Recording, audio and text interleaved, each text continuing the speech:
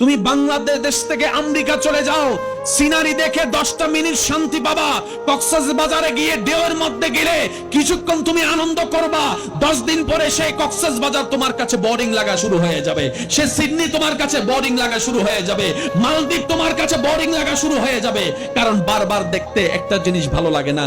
এই শান্তি তুমি কোথাও পাবা না যেটা তুমি খুঁজছো। বান্দা বলে, মওলা দাও না, কোথায় পাবো? রব বলে যে একটা শর্ত পূরণ করো, তোমাকে আমি সেই শান্তি দান করব। সুবহানাল্লাহ। তুমি একটা শর্ত পূরণ করো, আমি তোমাকে সেই শান্তির সাগরে ভাসিয়ে দিব। তুমি একটা শর্ত পূরণ করো, মাথার উপর ছাদ না থাকলেও বান্দা তোর মনে শান্তি থাকবেই থাকবে। সুবহানাল্লাহ। তোর ঘরে খাবার না থাকলেও শান্তি তোর অন্তরে থাকবেই থাকবে।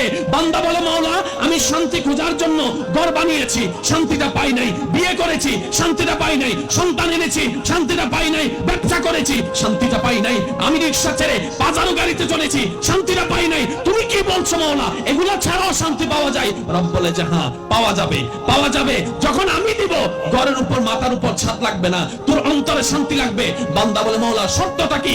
রব বলে, হুয়াল্লাযী আনজালাস সাকিনাতা ফি কুলুবিল মুমিনিন। বান্দারে তুই মনে ভিতরে বাহিরে মুমিন হয়ে যা, আমি আল্লাহ শান্তি নাযিল করে দিব। সুবহানাল্লাহ।